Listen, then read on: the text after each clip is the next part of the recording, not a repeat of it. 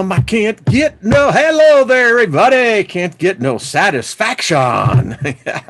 Well, you know, the thing to do is when you leave out of this realm, make sure you're fully satisfied in everything. So, welcome, everybody. It's Thursday. And let me make sure that it says we're live.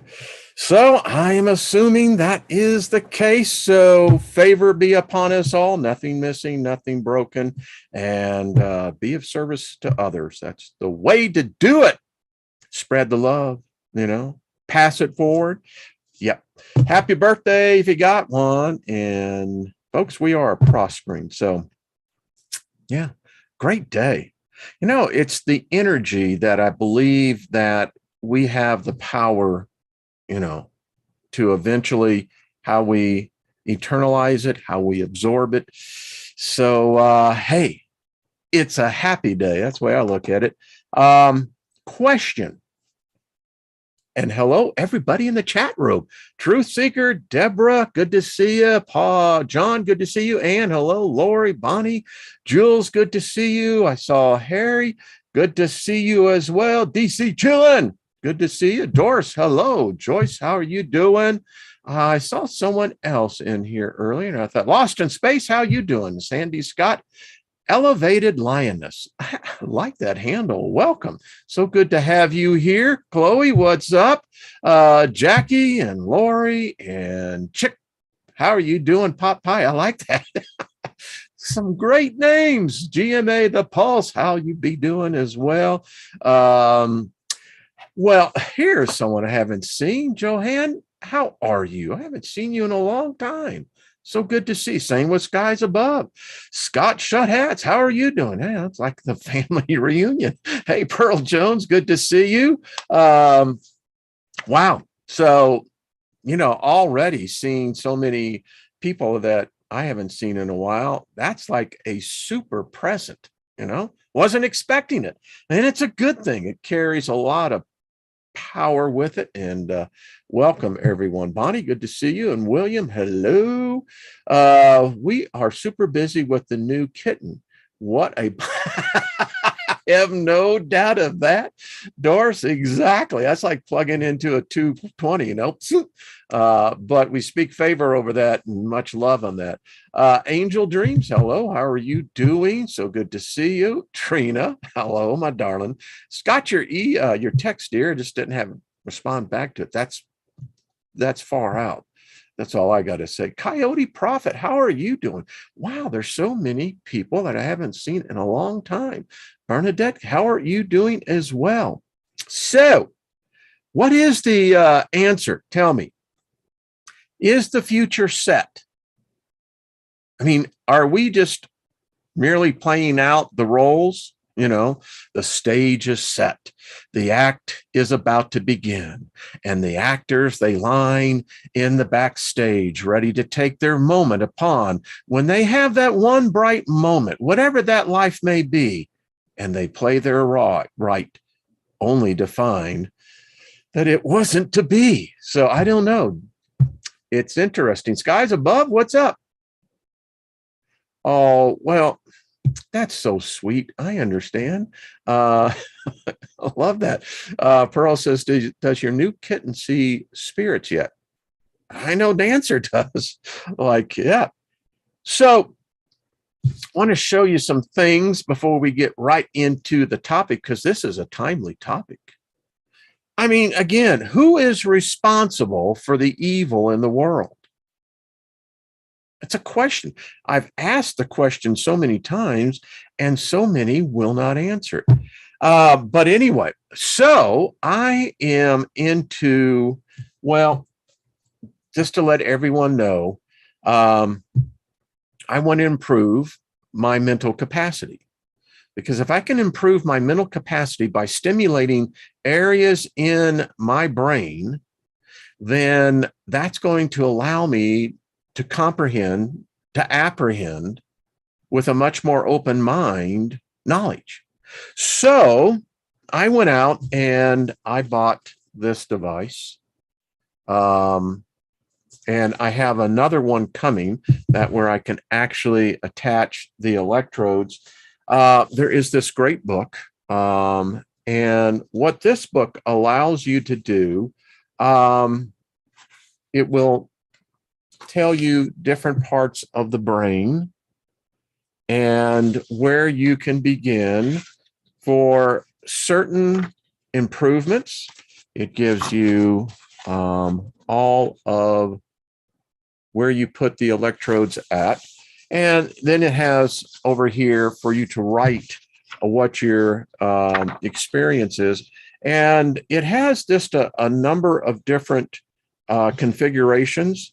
And the book is just filled with them. So this device right here, as you can see, now here is where you turn the device on.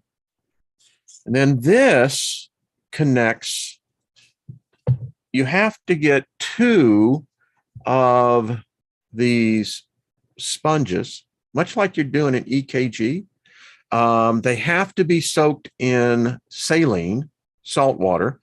After they've soaked and been thoroughly wetted, then you wring them out and then you put them into these receptors here. Then this receptor then goes right here. You put it in here and it'll stick to your head. And then it's set for 20 minutes within it.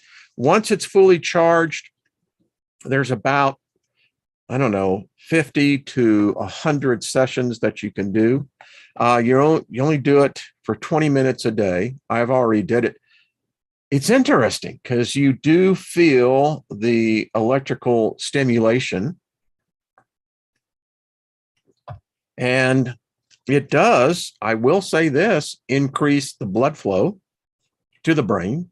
It is obviously, having its effects. So it's a real cool thing. It comes in this little pack. And as I get the other unit in, I'll report to y'all as it continues to progress. As I wrote in my notes today, it was interesting. I immediately sensed a greater clarity of thought. Guess that would be normal, huh? So, yeah, if you're all into that, check it out. So, yeah. Always room for improvement, always.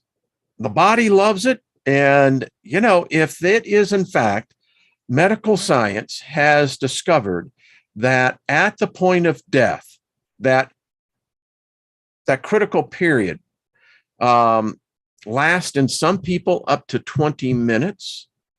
That's a long time. Apparently, if there is beta, gamma, delta waves being produced by the brain. We know that they have seen now the stimulation of an area of brain that they had noticed before. So they say our brains are creating this vortex, this ability that will take the physical our consciousness, and it allows, much like quantum computing with the God chip, where it creates its own universe, its own reality. Apparently our brains have the same ability. So I find that extremely interesting and challenging. The world is a messed up place. And it seems that there are evil people, nefarious humans that are hell bent in bringing hell on earth. And we're just entering it. I'm here to tell you, this is not fear. This is wisdom. Start preparing to change this reality if we could, because I haven't seen any evidence on the outward that anything is changing. It seems again like it's pressing the pedal to the metal here, that yikes. So I'm just telling you folks, take it for what it's worth. But yeah. So if ascension is happening, the question I have, what are we ascending into? I mean, in a sense, if you look at the scale, we had to what? Ascend into this realm? First dimension, second dimension, third dimension. I mean, can you just simply dimension hop? I don't know. Hey, Mary Wynn's good to see you. Chris Online, how are you doing? Jay Mack, good to see you as well. These are hard questions because let me tell you, the machine, man, it is flat in overdrive. And what we're being previewed now, I'm going to start the Steiger perspective back up. And I have to. There has to be more voices. There has to be a counter voice to the voice that's being shouted now. And I believe that the occult offers that. I believe the spirit realm offers that. Unless we're all deceived, I don't know. Because if it's this shitty here, and if as above, so below, as below, so above, there's a lots of transference of sewer here. I'm just saying, hey, Peter, what's up? Yeah, got to. Because we're talking about possession. I mean, there is one, and in my research, there are belief systems out there that believes that the vast majority of humans are not humans at all. They're I'll just say it out. They're the unhumans. There is beliefs out there that say that the last human, the last true, real human died out millions of years ago. And everything we have today is a degradation. We're not, here's my confusion. When we say we're ascending, but we are literally degrading. Our IQ as a species is degrading. Our lifespan is degrading. How sad is it that in the modern era, that the average lifespan is less than 75 years? You can't learn enough in 75 years. There's no way possible. So who screwed with us? Or is it like when I come out of the video duplication industry? You get the master, and then what we did is we made a mother mirror master, an exact replica, and then you store the master away and you use the mother mirror master to do all the duplication. I mean, if our DNA is being degraded, we know our intelligence is being degraded, we know our health is being degraded, we know the very food we eat is being degraded, everything is degrading. It's weird. And so getting back to humans, and there's a lot of scientific foundation to that. When we cracked the human genome, 2005, and now we're deep into mitochondrial DNA. But when we cracked that code, it was discovered we're hybrids. All of us are. There's no exemptions in this. The question is, what are we a hybrid of? And that becomes an endless rabbit hole that, depending how much time you have, they're well worth going down rabbit holes. It's amazing what you can gather. But when you come back on top, you realize that something still ain't right. Hey, Susie Q, good to see you. Texas Sweet, hello. So let's get into this. Scientific proof. By the way, the graphic, the slide that is on that, that's a real picture. That is the result of what the Russians did back in the days when the USSR was in existence. Like it ever went anywhere, but I digress. And what that, there was a group of people, I think that there was, if I'm right on this, there were 6 in total, 2 female, 4 males. Anyway, whatever they did to those people, it changed them physically, apparently changed them spiritually, changed them mentally. They weren't human.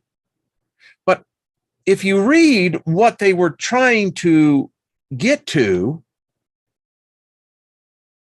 is that what we came from? I mean, are we wearing these masks? How many are reptilians here? How many different type of beings actually are parading as humans? When it comes to spirit possession, there are those that you can get around that when you leave, you feel funky. So, what are we dealing with? If demon possession is a fact, and I think that the word demon is a cop-out. Don't think it's a demon, an angel. It's obviously something. So let's get kind of right into it. Lots of material to cover. So here we go. Before I get into it, because we're going to read now Exorcism in the United States, and this is Malachi Martin. By the way, I have his book. Malachi Martin is a Catholic theologian. Many of you probably have read his works. Former professor at the Vatican Pontifical Bible Institute. In 1976, he wrote the book Hostage to the Devil. Now, I have that book right here. If any of you want it, this is well worth the read. It is the actual evidence that human beings can and in fact are possessed, taken over, shoved out, and it's deeper than this. How many of you have seen where you're talking to an individual, could be a family member, a loved one, a friend, or whatever, and then all of a sudden, personality just changed in a split second? And then you can sometimes see this when people get extremely angry. Now, let me tell you something about anger and bitterness, resentment. Those are doors that open to those spirits, and they will come in. Oh, some of them are very quiet. They sneak in. You open the door. They don't need your permission. You already gave them permission. When you get into extreme bouts of anger, be very, very careful. But anyway, so what's going on here? I mean, it implies that these bodies, these wonderful, absolutely amazing piece of engineering can be occupied by more than one consciousness. I've dated some women in my past that I don't know what the hell happened, because it wasn't the same person that I initially met. But anyway, I digress. No, actually, I don't, because it brings out the fact that, yeah, I mean, if you have an intelligent species that can inhabit a human body and understand different dynamics of the body, as Trina and I were talking about on the adult version of A Second Look, imagine what you can do. Modern day UFOlogy states that really what the ETs are doing here and extracting semen and eggs from the ovaries, that within that they get all the DNA they want, they need. Apparently, if you believe some of the other writings, DNA seems to be in short supply, good DNA. But then again, are we merely the manufactured result of a flawed experiment? Humans by now should have already reached ascension. We should have already been able to reach a collective consciousness worldwide with every living human soul. But we're more divided than we ever have been. All right, let's get into this. There are a number of other books that we'll be getting into. This one here is the Dictionary on Demonism. There is another Encyclopedia of Demon and Demonology.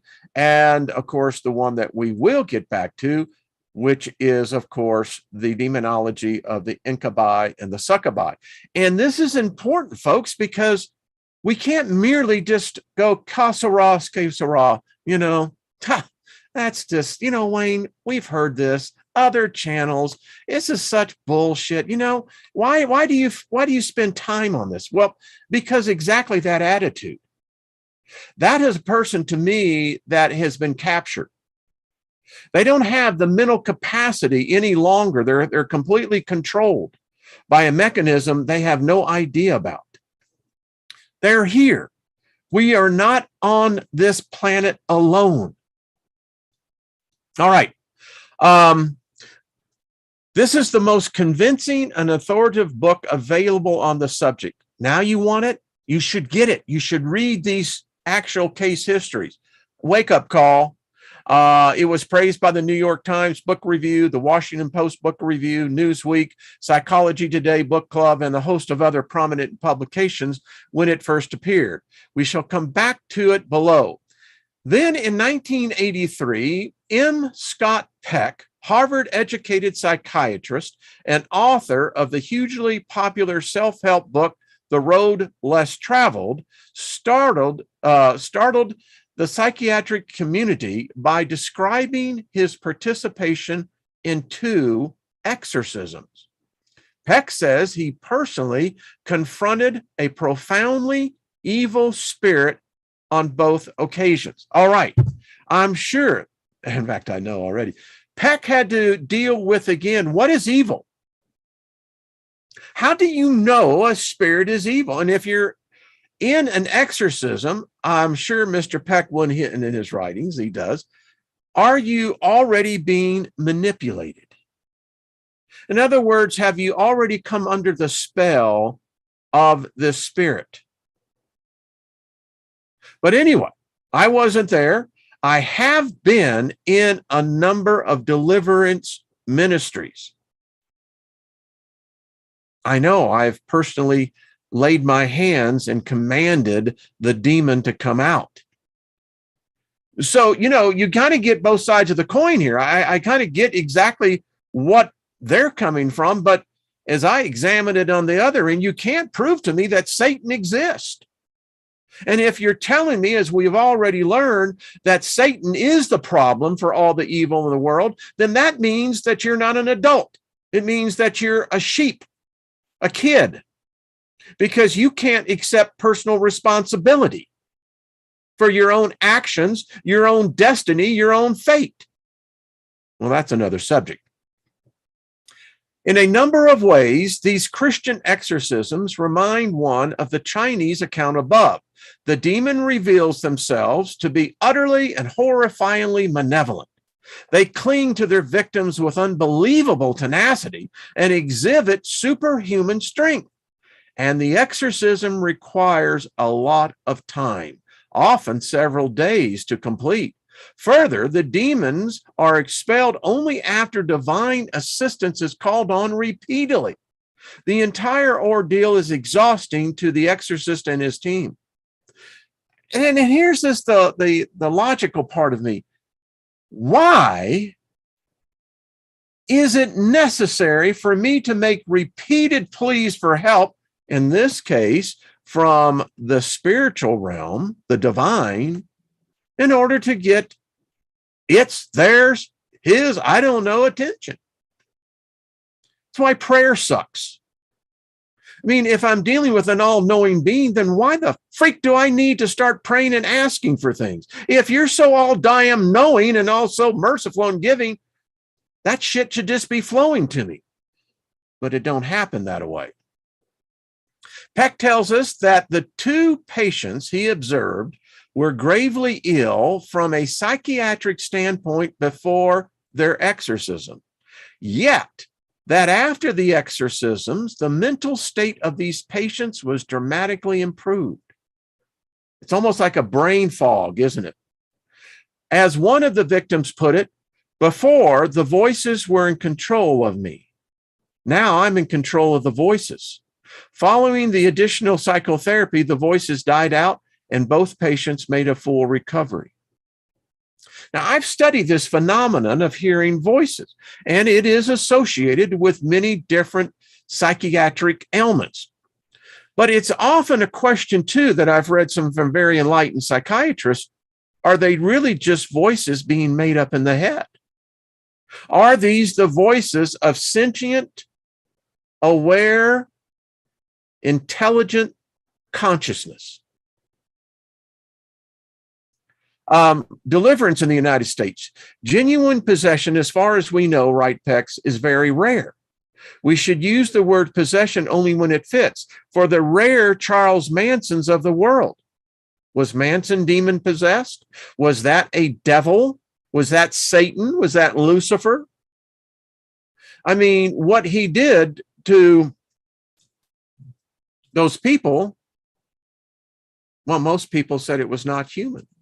But yet we've done that all through our lives. And I'm not in any way downplaying the terribleness of the taking of a life, particularly by violence.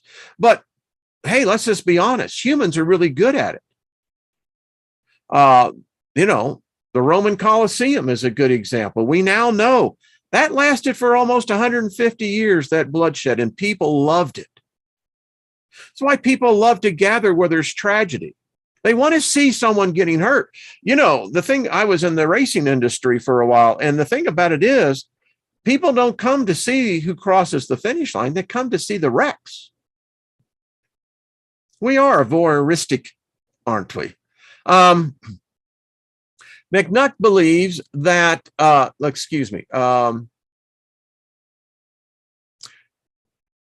he says he likes to use the word demonized, but not completely possessed.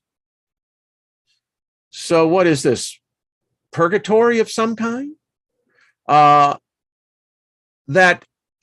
most people under the influence of evil spirits are merely oppressed by demons. I explained to you yesterday in my demon lectures that I attended through Lester Summerall. I knew this. And that's why I can feel when thoughts are coming that they are oppressive thoughts, I have to address them immediately. You can't give them seed because once you give them root, they like to stay around. He believes that rather such victims need deliverance. Furthermore, the true demons from hell, the kind that usually require a full-scale exorcism, represent a relatively small percentage of all these spirits capable of influences. Now, the problem I have with McNutt here is this. You have taken the position and the assumption that hell is real and that there's apparently intelligence beings that apparently desire to live in that. Well, why? I don't know, because now you're saying that these spiritual beings, these intelligent beings, apparently have tactile senses. You see how it starts out? Let me give you a counter. Maybe this is another race, another species that is at war with us. And we're so damn ignorant, we don't even realize we're in a war. So we just go all day going, well, what's on my smartphone today? Oh, well, let me see what my app is telling me. Well, those are voices, aren't they? McNutt believes that many mental ill people both within and outside mental institutions, are oppressed by spirits. Now, this is interesting. These spirits range from truly satanic to the dead who are not at rest. All right. I see again, McNutt is obviously been indoctrinated into the Abrahamic belief systems, because I could just tear him a new one on this one. Show me where Satan exists. You know, I put the money challenge out there. Show me in the Bible where Lucifer or Satan ever commanded one human being to pray to him, to make sacrifice to him, to have another human harm another human because of him. Why the hell ain't that in the Bible? I mean, if we're blaming all the evil and temptation and what have you on this imaginary character, well, wouldn't God, the all-knowing being, write it out? So, all right, maybe I can go for the second one more, the dead who are not at rest. Now, I'm very early into my paranormal investigations, but I can tell you, we ain't alone. Yeah. These latter are not so much evil as confused. Now that brings up another subject. So they're confused. I've heard that many times from other paranormal investigators, that they seem to run across spirits that really don't know where they are. They cry out for help. Help me, help me. They'll do it on an EVP. Sometimes it can be audibly heard. Help me, help me. Many times we pick up these helps in cemeteries, mausoleums. So what are they needing help with?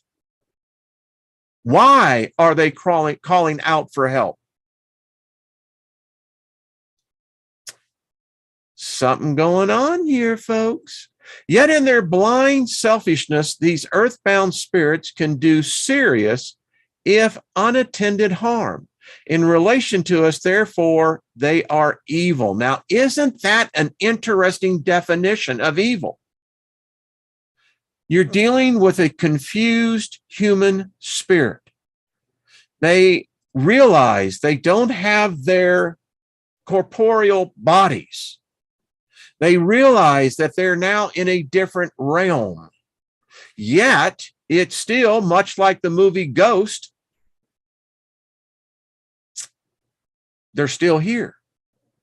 Now, I don't know if that white light comes on and comes off. I don't know. It may have been just the imaginary minds, but I love how the writers incorporated that. But so they're earthbound spirits. Now, understand that they didn't say human spirits. So that leaves it open to a whole bunch. And apparently, they are not intending to do any harm. But because they are basically a mixture of two different realms, the fact that they're in a room, that they're in a same place, and maybe they are confused, maybe they are terrified. They're like the proverbial bull in a china cabinet. By the way, Mythbusters proved that one was busted. A bull in a china cabinet actually is probably one of the most agile creatures out there. But anyway, I digress. So these are earthbound spirits that are classified as evil. It's a new definition. It says, what happens when an oppressing spirit or spirits are being delivered from a victim? McNutt summarizes the signs under the three headings: bodily contortions, changes in the voice, and changes in facial expression. His generalizations are reminiscent of the Asian cases that we have already talked about. Spirit victims sometimes show supernatural agility and strength, like climbing up the walls. Yeah. You ever go into in deliverance ministry in what was back in the day, St. Vincent's in St. Louis? No bullshit, folks. When we walked in, there was one woman who was perched on a table, and she knew everything about us and was screaming it. We went into one part of the floor, and I'll tell you, there was someone who, a human being, that was literally climbing the freaking wall. So I've seen these things. The thing about it is, I found that they do obey you. You have to have such an authority, and you can't be weak about it. The authority has to come from the solar plexus. But anyway,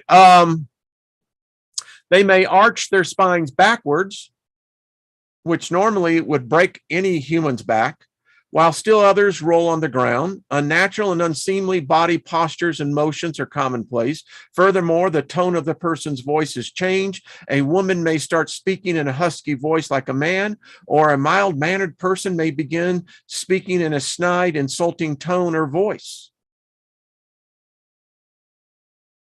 I mean, I've seen them. We were, a friend of mine, Dave DeGear, way back in the day. We were in St. Louis, and I remember a homeless guy walked up. And yeah, he wasn't home there. He was obviously locked in the closet, because those who were operating him, yeah. That's when I got first introduced to the power of sigils. When I saw this spirit being actually try to draw on my friend's hand a sigil. Now that did freak me out the first time. So what the heck is he doing? Anyway, people, the most common external indication of demonization comes when the person's facial expressions changes. It is as if you are no longer looking at the same person you started talking to. The old saying, the eyes are the windows of the soul, becomes especially meaningful. It is as if the evil spirit is peering out at you, and they will. Their eyes, they dilate. It's a complete void when you look in there. It's empty. It can be cold feeling, sensing. It is as if the evil spirit is peering out you. The eyes become filled with hate, mockery, pride, or whatever the nature of that particular spirit is. Now, that evil spirit has surfaced. You are no longer directly in touch with the person you have been praying for. So, here again. So, if this is the case, then why aren't the good spirits? Do they have the same ability? If you're writing, let's say, a book of the Bible, you're channeling. Is something taking possession of your mental faculties that then allow you to automatic write? Just ask them. Other predictable features include eyes rolling, screams, gagging, fetid smells, and a feeling of cold in the room. Finally, near the climax of the deliverance, isn't that an interesting term? It is not common, reported McNutt, for the threatened spirit to temporarily possess the victim, as we saw in the Indian case. When that happens, he says, she probably will remember nothing, she said, and did during the time. She may have been shouting curses at you or thrashing around and screaming, but afterwards, mercifully, she will have no memory of it at all. In the end, she will probably feel refreshed and ready for celebration, while you and your team will feel exhausted and ready to sleep on the spot. One of the things I did notice is that, particularly with women, where males are concerned, yeah, there's an area there that gets really kind of weird. Finds out exactly what is in the inside of you. The writer says, I have not surveyed cases of possession from Africa or Central South America, where they are frequently reported. The above cases, however, should adequately for the preliminary study the form of evaluation that we're interested. So, wow. I want to get into what the experience of the victim is. Now, there's a lot more in here, and I hope you get the book because, again, we just can't cover it all. Well, actually, we can't. Yes, can't we? All right. Evaluating the evidence. What do we do with all this evidence and apparent spirit oppression? In particular, can it be squared with the materialist worldview of Western psychiatry? Is spirit oppression always to be placed within quotation marks, or can we leave them off? Are spirits the hallucinations of a sick brain, or do they have an independent existence? I think every reader must grant, however, grudgingly, that on the surface, the phenomenon we have surveyed point to a dualist metaphysics. Wow. We are one kind of being and spirits of another. Are y'all grasping this? We are one kind of being and spirits of another. We are visible and they are not. We are subject to the laws of physics. They are not. We have physical bodies and they do not.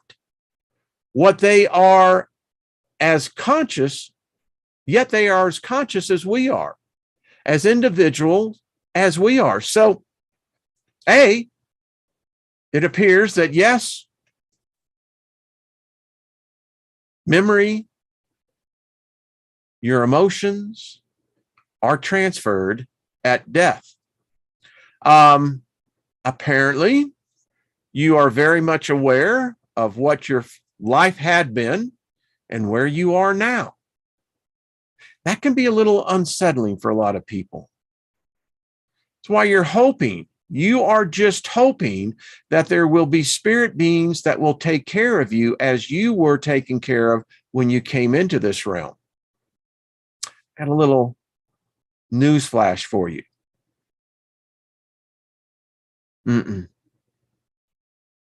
Don't expect that. If it happens, be grateful. And it very much appears that does not happen. It's a very lonely, very secluded, much like some have described being in a coffin. When I sold burial insurance, we had to literally get in the coffins. They're uncomfortable. I can just tell you that right now, but I'm not going to feel it because I ain't going to go into one. But it is an eerie feeling when they close that lid down. Part of our training is that you had to spend about 5 minutes in there. Weird. You should try that. Go to a funeral home and ask them if they have a coffin that you can actually get into. And ask them that would they close the coffin. Now, you remember that you got to keep it a little bit open because it's not hermetically sealed, but it, some people are saying, well, won't there be any air? Trust me, you got plenty of air. But try it. I found it to be somewhat peaceful. To be candid with you, I started falling asleep. I may have just been tired. I don't know. But what we do find when we look below the surface, can a materialist metaphysics be salvaged in the face of all this evidence? Can it be salvaged without sounding far-fetched and perhaps disingenuous? More importantly, should psychiatry make room for or even embrace the spiritual therapies used in the above cases? I mean, that's why I'm doing biofeedback with my brain. I'm finding out, and it dawned on me that just how, I mean, it's Wayne's World in there. And I'm sure it's Janet's world or, Deborah's world, but yeah. And I decided that if I can activate and increase and stimulate current areas of my brain, and I call consciousness, I wonder what other hallways are awaiting me. It's just me. Should it place them alongside the brain-altering drugs and electroconvulsion therapies, ECT, presently used? Should it learn to accept them as alternative therapies, just as medical science learned a generation ago to accept chiropractic? Isn't that amazing? I can remember growing up that if you went to a chiropractor, you were using that pseudo stuff. Idiots. And we think we're so smart. Or are there good reasons for maintaining the status quo, as would surely be the case if materialism is true? What if materialism isn't true? What if it's an illusion? What if all of us are infected by the same thing that causes us to have the peripheral vision, the perception that this is all real? What is feeling this? Is our spirit feeling any of this? Does your soul feel anything? Well, no, don't give me the emotions. I want to know, does the spirit feel me holding this pen? Does my soul know what the pen feels like? I don't know how a soul could understand the concept of feeling. If the soul is from the ethereal and not of the physical, then it would never have any basis for relating. Just saying. Is there some form of dualism less of a stretch than materialism? Or is it the other way around? Only a book could do justice to these questions fully, but the following line of reasoning seems to me fruitful and suggestive. Let's evaluate the evidence under 4 headings. Experience of the victim. Let us begin with an argument from Introspection. A spirit victim, now healed, tells us he made intimate contact with an invisible, intelligent, malevolent something that seemed completely alien to him. I'm going to go a little bit over on this today. Now, this is what this individual said, what he remembered. Wow. Solemnly and on my own free will, I wish to acknowledge that knowingly and freely, I entered into possession by an evil spirit. Wow. So those circles that we do when we're evoking, okay. Wrote one of Malachi Martin's 5 possessed persons, some months after his successful exorcism, 1992. It is proper to dismiss such a confession as having no possible validity. Are any of us in a better position to speak with the epistemic authority about some of the most mysterious facts of our own experiences? I mean, in my early days in experimenting with hallucinogenics, I was out of my body. And now I know on one particular occasion that there were others that were witnesses to that. I stopped breathing. But yeah. All right, so let's continue. When we assure ourselves that we are free and not determined, to take but one example from philosophy, do we have any finally convincing evidence? Libertarians and determinists endlessly argue back and forth without coming to any conclusion on the matter. Indeed, it is hard enough making intelligible the notion of a genuinely free will, so much so that many are driven to the scarcely intelligible compromise called soft determinism. Yet almost all of us believe in free will implicitly and live by that belief. Why? Who taught us that? Who taught you had a free will? How can you prove you have a free will? Listen, folks, you don't even know where your thoughts originate from. None of us do. because our direct experience speaks with an authority that silences all arguments. In a similar manner, the direct experience of victims of possession points with equal psychological force to spiritual possession. Universality. If spirit oppression were unique to one culture or religion or geographical region, it would be to my highly suspect. Why would bothersome or evil spirits pick on only one kind of people? The fact that they do not discriminate, that their passions and mechanisms are as prevalent in India and China as in the Christian or post-Christian West. Yes, do you know we're living in the post-Christian era? Christianity is dying. It's a dead religion. More people are leaving the religion, and many people are saying is that because this is now on a collective species basis, because when you have large amounts of people that leave one religion or faith, that it has an opposite reaction in the spirit realm.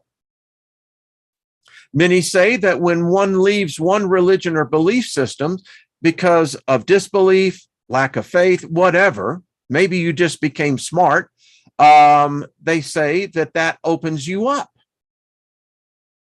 because the spirits of that religion already occupied your mind. Christianity is a spirit, no different than, Hinduism, Taos, doesn't matter. And Islam, people are saying, well, why don't you? It's the same thing. What are taken to be spirits behave in the same generic way, whether they are oppressed Americans, Chinese, or Indians. They cause the victim's voice and face and movements to be changed dramatically.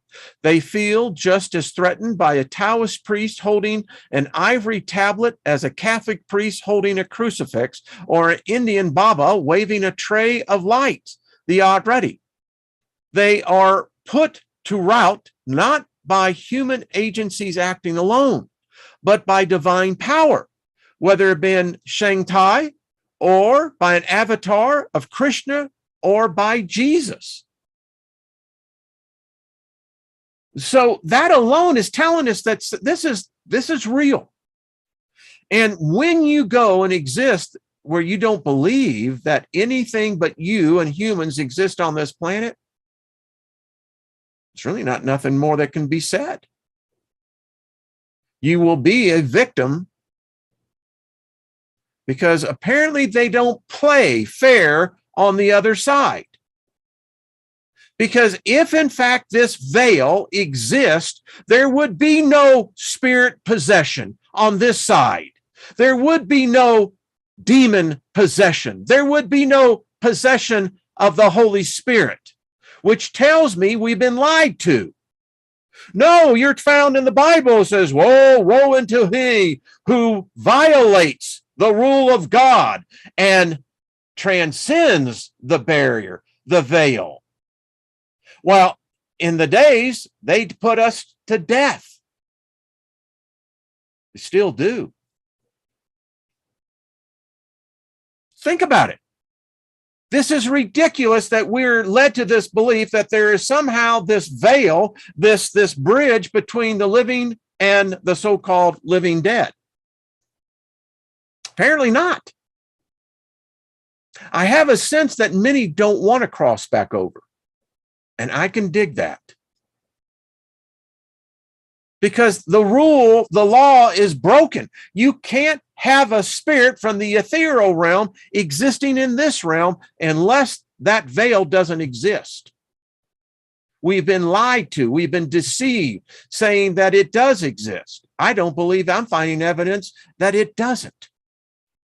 Now, if you got the cojones enough to go there and challenge those on the other side, guess what? Your initiation has already begun.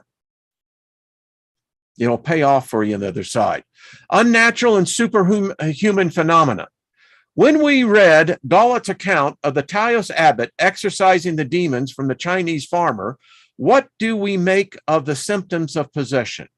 We see a man who blows up like a balloon, extrudes a pool of extracta from his pores as he deflates, becomes as rigid and heavy as cast iron statue, caves in an iron bedstead while remaining motionless. How did that happen? I didn't see anyone write on that. No one asked, how did an iron frame bed collapse in with a human on it? Something going on. Remaining motionless, resistance being lifted by 7 men, and writhers like a mortally wounded snake at the moment of expulsion. Are these reptilian? Are these, other so-called space beings from different galaxies? The Zetas. I mean, what's going on here? What are these spirits? Folks, we've got to ask these questions. And listen, if you're suffering from oppression, then you probably got a spirit problem. Concerned to open the minds of his readers to the possibility of spirit possession, Houston Smith quotes this case in its entirety because, as he puts it, it will be useful to have an example to show that there are cases that almost require it. Almost as remarkable are the uncanny movements of spirit victims undergoing exorcism at the hands of an Indian Baba. The question before us is this: is it easier to believe human beings can do such things on their own, with their own bodies and minds, or that these things are unnatural and or extra-human, and can be done only by something alien to them using their bodies? Because, folks, if this is true, then we have already been invaded by aliens. We don't need Zeta Reticula. We don't need, all the other so-called beings that are supposedly being channeled. They're here already. And apparently, there is a group of them that hate the fuck out of us. Yeah, I use the F word because it's well appropriated in this instance. What are these? They're not human.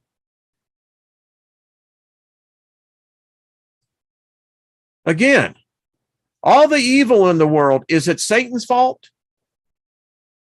If you observe firsthand someone in your own family inflate before your eyes and then speak in a language he has never learned in a voice that is not his, would it be easier or more plausible to assume he was showing a here-to-there unknown side of his personality for the first time, or that he was possessed of an alien spirit? Yeah, aliens exist. I got no doubt of it. The better diagnosis. In medicine, a correct diagnosis is essential to healing. If a physician misdiagnoses, the patient is much less likely to heal under him than under a different physician who correctly diagnoses. This is true. If you have a family doctor, and one that you've had for, like us, for a very long time, you have a connection. There is an ease. There is more information that is exchanged, as opposed to when you go in and it feels very cold and very clinical. Conversely, it is likely that a physician's diagnosis leading to successful treatment is sounder than a second physician's diagnosis leading to an unsuccessful or less successful treatment. All of this is self-evident. If a patient has symptoms that suggest schizophrenia or psychosis to a typical Western-trained psychotherapist, but possession to an exorcist, equally successful treatment is not likely to come from both. We would expect that the reason the more successful approach worked was that it was more correctly diagnosed with the problem. Which approach succeeds, or at least succeeds more often? The conventional psychiatric approach, which rules out any possibility of possession from the outset, or the spiritual approach, which would not only make room for possession, but suspects it with the appropriate symptoms are present. Wow. Okay. I'm going to cut off here because I want to see a little bit in the chat room what's going on. We'll continue on this. We're halfway through, and I don't know about you. I find this more than just a little bit fascinating, because if we can find some sort of common ground that can completely validate this across the board, it would give us a defense, a tool that we may very well be able to do something that was only written in the myths when all humanity was unified with one another. Because it seems to me that we've been invaded by an alien species whose sole mission is to keep us divided, no matter what. Whether it's religion, theology, philosophy, politics, doesn't matter. Because as long as we stay divided against one another, because most people are divided against themselves, we will remain captive to whatever the hell they got planned for us. And it appears that it's going to be worse than hell.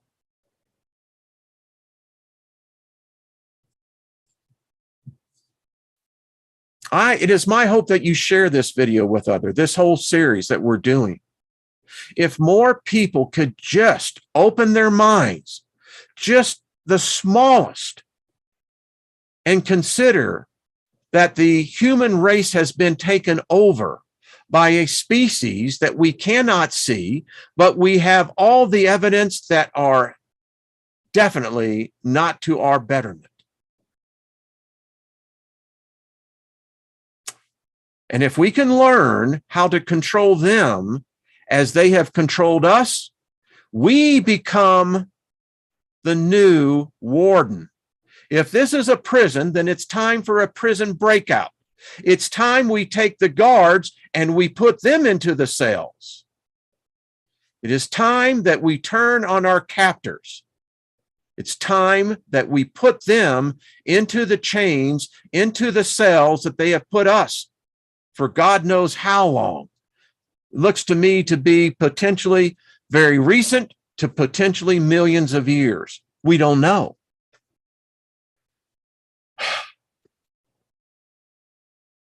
Interesting monkey experiment are nothing but hackable animals. Yeah.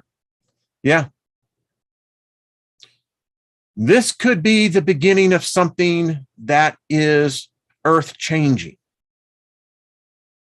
They can't stop me. There's no weapon that they have that can harm me. I don't fear them, not afraid of them. I devour them. I rip them apart. There isn't a demon that I have met that has yet to be able to show any type of strength over me. It's here. It's here. And if you know their game and you know how and why they operate, that makes you the master. That makes you subjugate them. You put them to work for your own pleasure, your own needs, your own wants. I'll tell you what happens. They run from you. Oh, they got some that will come in, but the vast majority don't want to face a power like that. They want to, even if they think they can break that individual spirit, they don't want to encounter that. Because when they see a human, a spirit being stand up to them and begin to speak and take them on, that begins to show the countless billions, trillions, that this human isn't the same. He's not controlled by politics. He's not controlled by religion. He's not controlled by wealth, theology, none of these things. Okay. Thank you for hitting the like button. Thank you for sharing. Folks, this is serious stuff. If the group out there, I'd love to have a panel on this and discuss only this, because there is something here. There's something tangible, very powerful here. And the reason why it's been mocked, disdained, and put down is that because if we ever do get a hold of it, they can't stop us. They can't. And that's their greatest fear. And think about that fear existing over in the ethereal. All right. Right on, right on. Oh, I love this. I mean, geez, I just get you all kind of, woof. Thank you, Crystal Clear. That's yeah, this does kind of feel like The Hobbit, doesn't it? I mean, we're going to kick their ass.